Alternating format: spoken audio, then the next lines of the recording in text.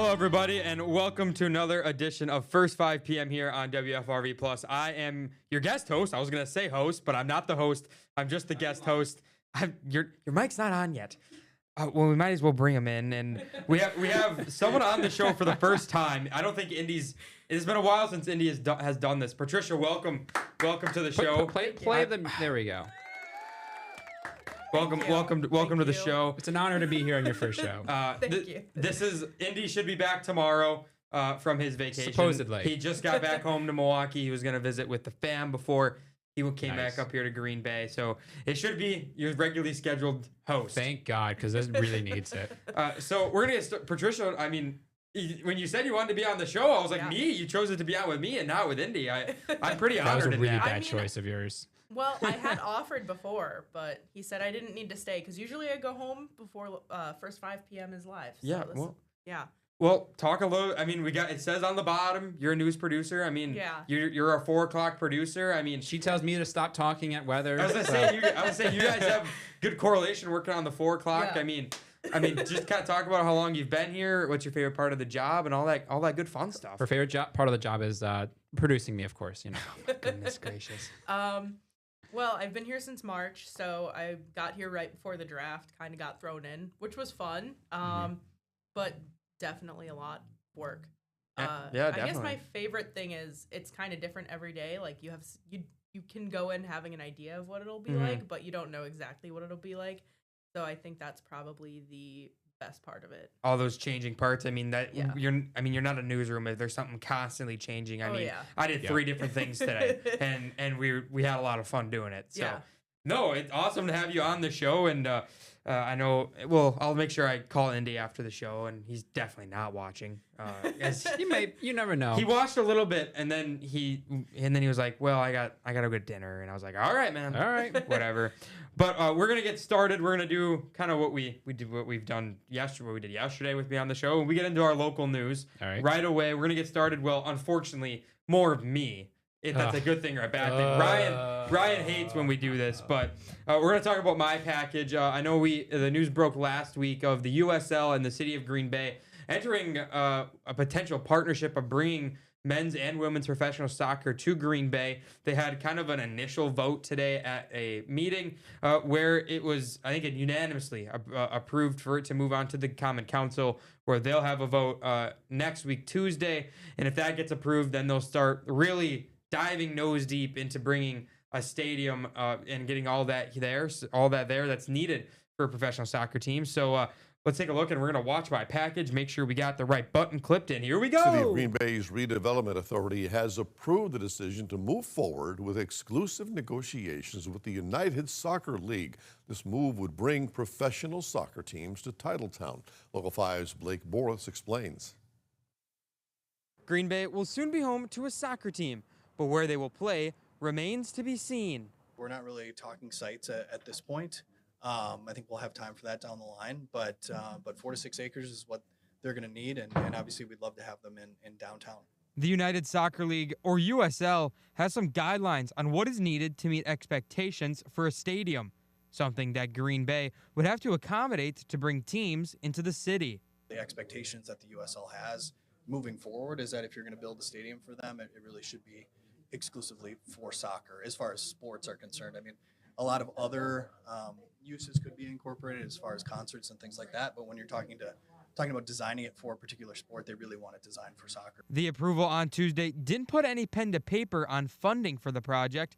Mayor Genrich said that finding the funding is the next and most critical next step. Once we are able to formalize the exclusivity agreement, then we move into figuring out how you actually put the funding together to make something like this possible. With the city in the early stages of bringing professional men's and women's soccer to Green Bay, excitement brewing over what kind of opportunities this can bring to the city. It made sense for us to take this next step and sign this exclusivity agreement. So excited about where things might go from here, understanding that we're very much at the preliminary stage of any future development.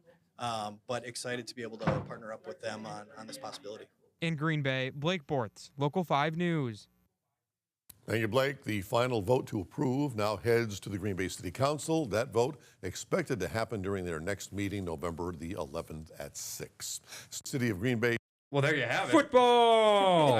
Yeah, I mean, when I was writing my stand-up earlier, I was like, well, now there's more football in Green Bay. More football. You're a soccer fan, Patricia. Oh, I yeah. mean, how jacked are you that maybe we'll have a team in 5 years? I mean, I think it's a good thing no matter what. Wisconsin sports fans turn out for their sports no matter what course. it is.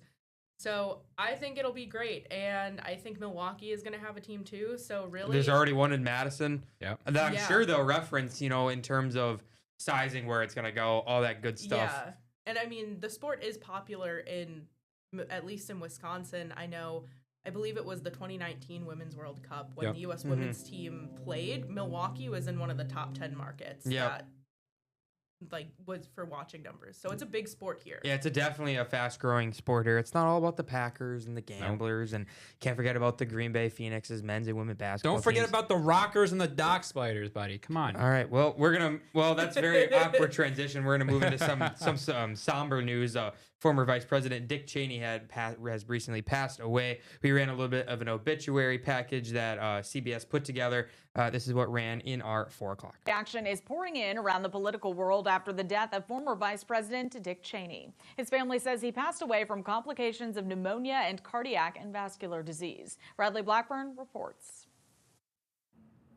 The flags above the White House were lowered to half staff in honor of former Vice President Dick Cheney. I know the president is aware of the former vice president's passing. Cheney helped shape Republican politics for decades, but following the January 6th assault on the Capitol, he and his family became sharp critics of President Trump. He tried to steal the last election using lies and violence to keep himself in power. That earned him admiration from many Democrats, including Congresswoman and New Jersey governor candidate Mikey Sherrill. At that time, when it really mattered the most, he stood up, and I really respected that. At the Capitol, Republican House Speaker Mike Johnson praised Cheney's lifetime of service. Scripture is very clear. We give honor where honor is due, and someone who gave their life, loved their country, loved serving their country in so many capacities. In a statement, former President George W. Bush said he counted on his running mate for his honest, forthright counsel, and he never failed to give his best.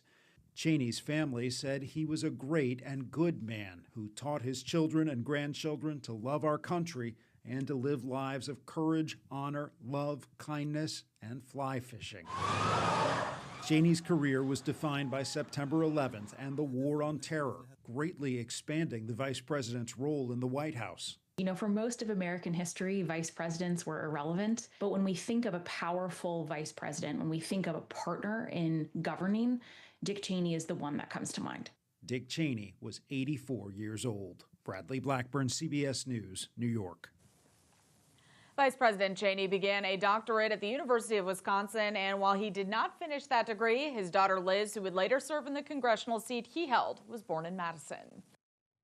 Well, now we're going to turn to some local news as we're going to finish up this little bit of an A block. I like to break it up in the blocks. A little bit Who's the real producer-y. news producer here? Is that you or? It's Patricia. It's not me.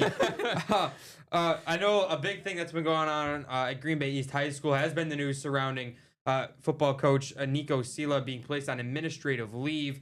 There was a closed session this morning at the Green Bay School District office. And tonight, his wife is speaking to the local media about what has just transpired in the past 2-3 weeks of all of this. Local 5's Paul Stino is hot on the case. He went live in our 4 o'clock, went live in our 5 o'clock that you might have saw.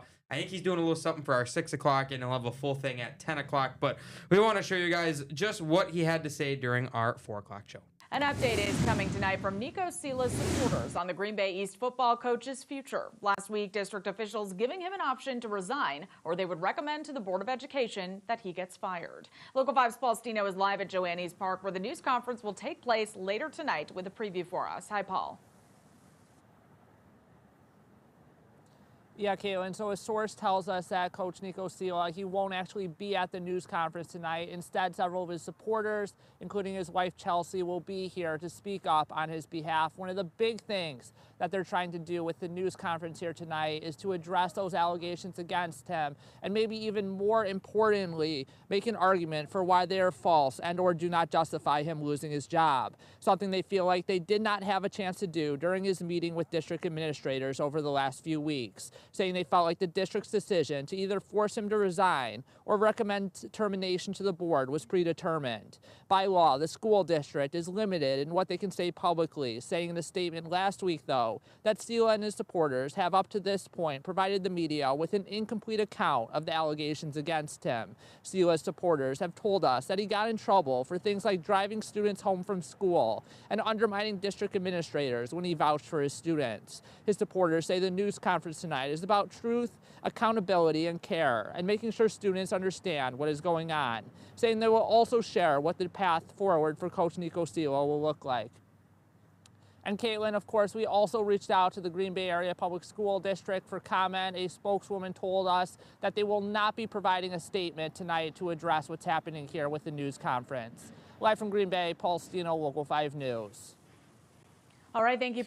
Well, just to reiterate again, Paul will have something in our 6 o'clock show, and we'll have a full recap on what happened in today's events at 10 o'clock tonight. You can catch that over the air or right here on WFRV+.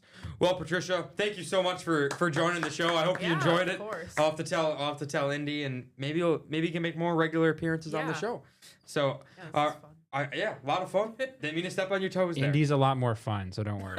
Ryan just likes to. I don't have Nathan here to help him belittle me. So yeah, this is easy. We'll have to keep him in check. Me and Ryan will go. Well, Ryan will go over your forecast, and then we'll be talking about the NFL trade deadline and how that all went down. So stay with us. We're gonna head to break.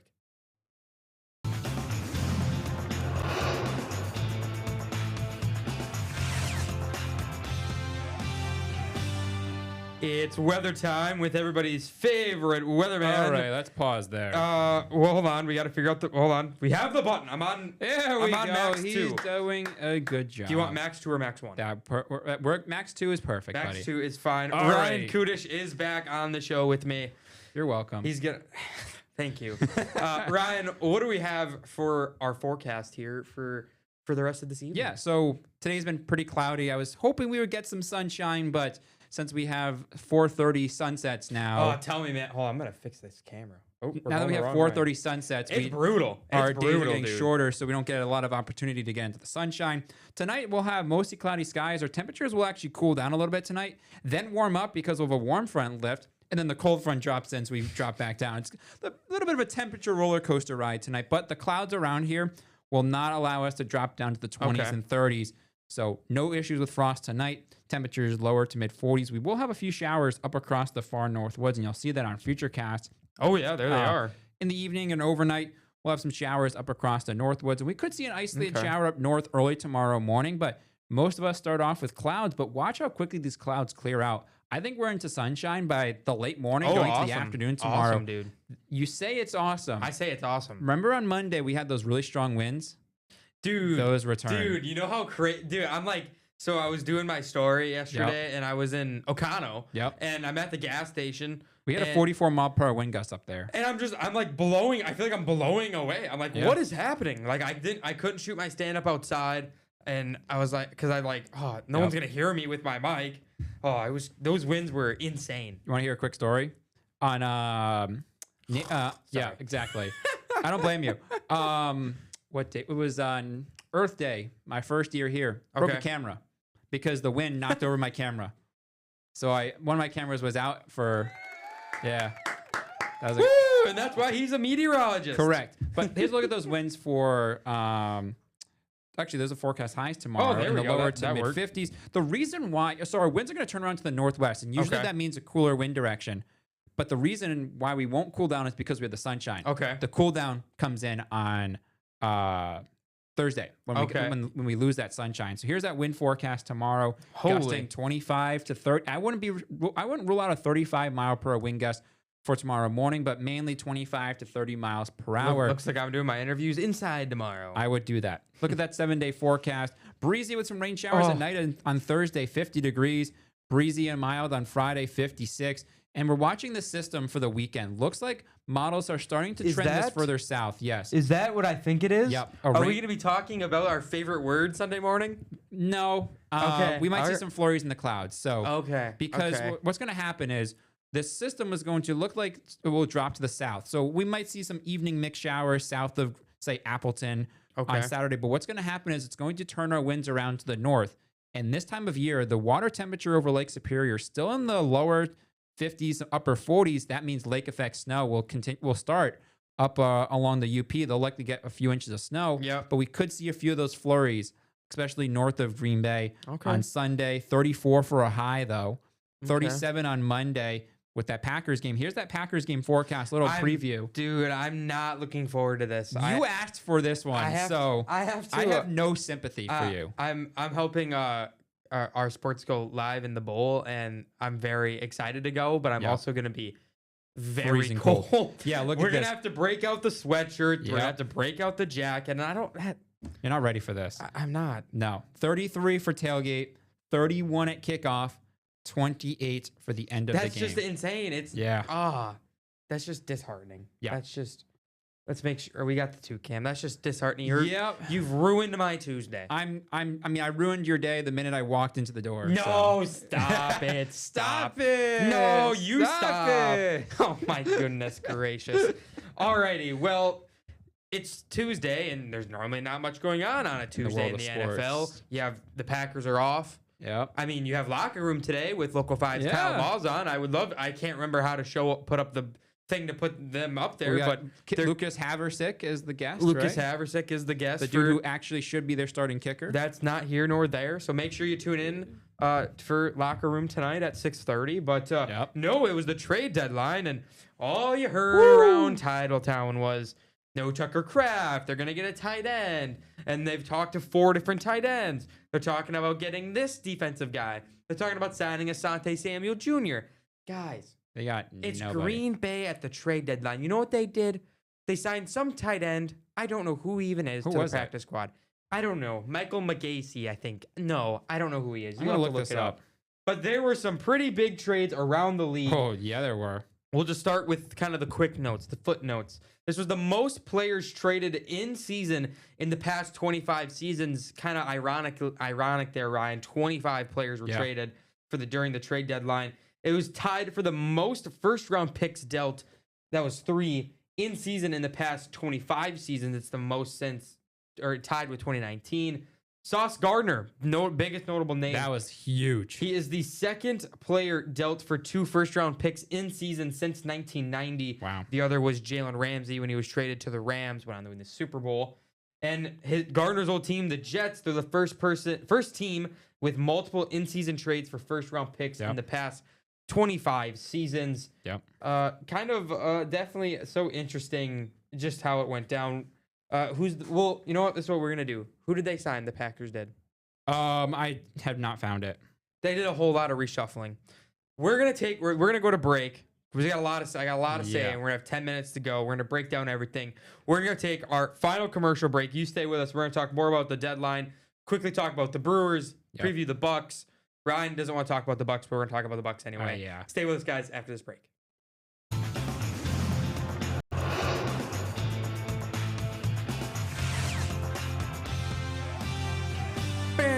How unfortunate is it that we're deep diving into this with the trade deadline? I'm like, oh well, probably should take our final break so we can really because the two of us on our fantasy football show, we can fill probably an hour of content. We can fill some content. So we're gonna get started.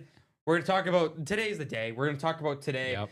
Dallas started off first, acquiring Bengals veteran linebacker Logan Wilson. Like that. I mean, it was a cheap one. It was but he's a serviceable linebacker. So he is. He just wasn't fitting in well, and he was getting a lower snap count. I think one of their linebackers they drafted in the 3rd round, something I can't remember his name, like Carter or something. Sure. He was getting a lot more snaps, so Logan Wilson requested a trade, and well, there you go. Yep, there you go. On side note, Marquez Valdes-Scantling officially signed with the Pittsburgh Steelers. And we found out the name of that Packers tight end, Malik McCallan Castles. I think he was with the Eagles. As I like to say, who? Jacoby Myers was traded from the Raiders. He got his long requested trade out. He got sent to Jacksonville. Yep. He definitely would be a big help to Trevor Lawrence in that offense, especially with Travis Hunter being out for the next 4 And Brian weeks. Thomas might be out as well. Yes. So I looking at this trade, I really like the return for the Raiders getting a 4th and a 6th for a receiver. Yep. But I really like that landing spot for Jacoby Myers, especially for fantasy football. You know, gets a quarterback upgrade, I would say. Hey. Save it for tomorrow. No. Oh, we can save it for tomorrow. We're gonna save it for tomorrow. But, you know, gets a quarterback upgrade. And hey, we only got 8 minutes. We got a lot of talk about stuff. I don't care about basketball. Hey, the people need to know. They beat the Pacers yesterday. Cool. Miles Turner got upset. because Congratulations, Bucks Indiana fans. booed him. Cool. The biggest deal, first of the biggest deals, was Sauce Gardner going to the Indianapolis Colts, sending 2 first-round picks in Sauce Gardner to Indianapolis. The Colts and the Jets getting back those 2 firsts And getting Adonai Mitchell. Adonai Mitchell, definitely big move, big swings there. Indianapolis trying to buy into the hype that right now at 7-2, they can go on a deep postseason run. Dallas getting another pass rusher as well. Hey, we're not there yet. We're going on to Rashid Shaheed going from New Orleans, going to Seattle. That's a big one. I like that. 4th and a 5th. That easy money for that red hot Seattle offense, adding another weapon. Does that hurt JSN's fantasy value? Potentially. We'll talk about that more tomorrow. Yep. 2 days, the Bears lost Deo. I don't know how to say it. O'Day and Bingo.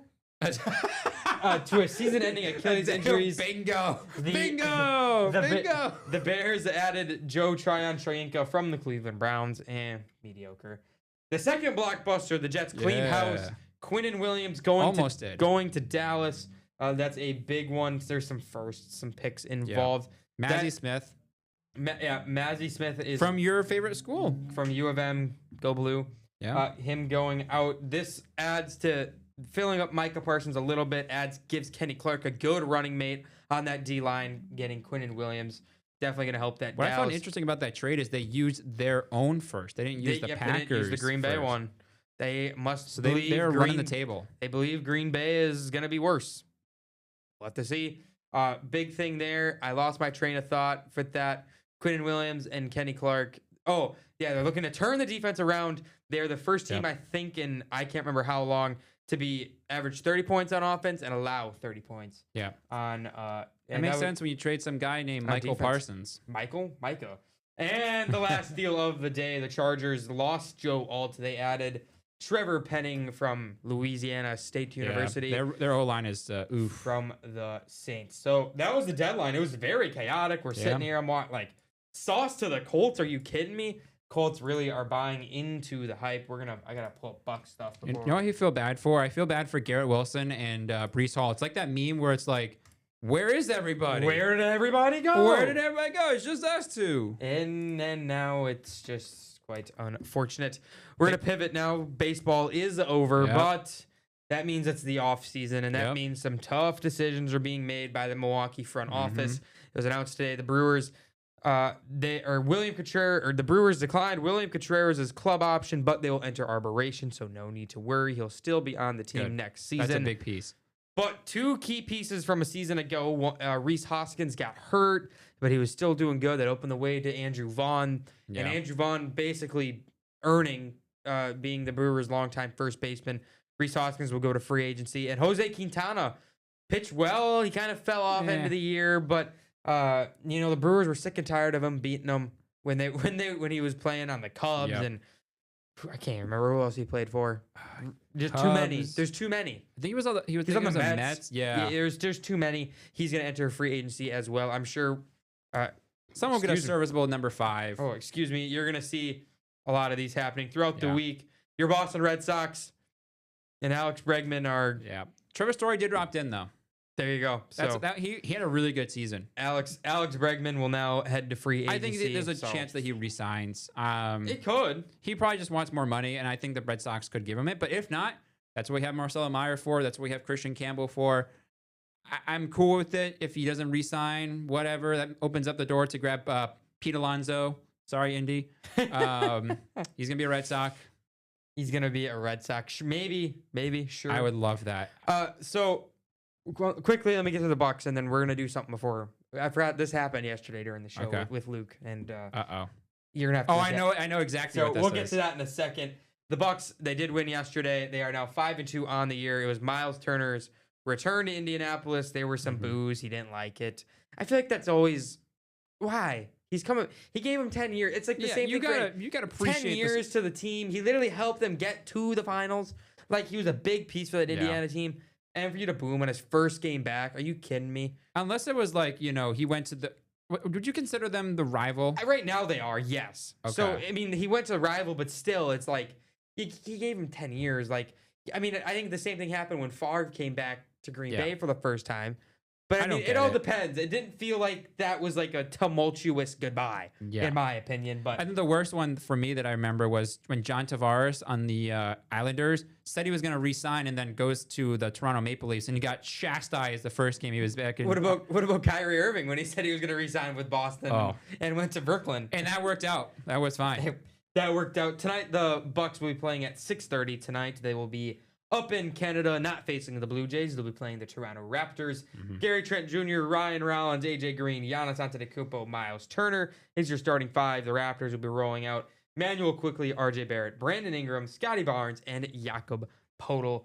That'll be an interesting game to watch. I know I'll be watching tonight because why not? I love basketball. So, recent thing we got to talk about. Luke Sampe came in here. I'm still gonna brag about this. I got him to be on the show for about 15 minutes with me and that's a Robbie. long time. He was in here at like 48, like 42. Wow. Like he got done with topicals and he was in here pronto fast. He really wanted to talk to you. So he brings up this note that's in the Weather Center, and he goes, Ryan Kudish says Drake May will win a Super Bowl ring. If it ain't this year, it's gonna be very soon. So I just we got about a minute and a half. And I saw that you put the Patriots down because of my comment. That's ridiculous. So That's ridiculous. I'm gonna put you on. We're gonna give you 15 seconds. Why do you think Drake May win the Super Bowl? I need your honest opinion. Well, the Patriots defense has been very good and shown to lock down some pretty tough opponents recently. We beat the Bills. We have a pretty tough opponent this week against the Buccaneers, but that offense is electric. Drake May is a different type of quarterback that we have not seen in the Patriots system forever. Someone who can extend the play with his legs. So give me a Patriots Super Bowl this year, if not very, very soon. I think Drake May is very good as a quarterback, and he's actually in top 5 in a lot of categories. And QBR, I think he's up there in EPA, passing yards, touchdowns, you name it. All right. So enough. Give me a Drake May ring sooner rather than later, baby. Enough. They look pretty good. Obviously, it's feeling like 2014 with the Colts, Patriots, Steelers, Broncos all being up there. That's weird, isn't it? Why are we doing it again? Why is it like this? Hey, I'm cool with it. Hey, Green Bay lost their tight end to a knee injury. They lost the game 16-13 in 2010. Jordan Love's 27. It's in the cards. Well, I'm going to go to camera 1. Thank you for joining me today, Ryan. Of course, buddy. I really appreciate it. We got about 10 seconds left in show. I got to go to 1 cam, otherwise the goodbye doesn't work. Thank you guys for joining us for First 5 p.m. on WFRV+. Indy should be back tomorrow. Have a good night.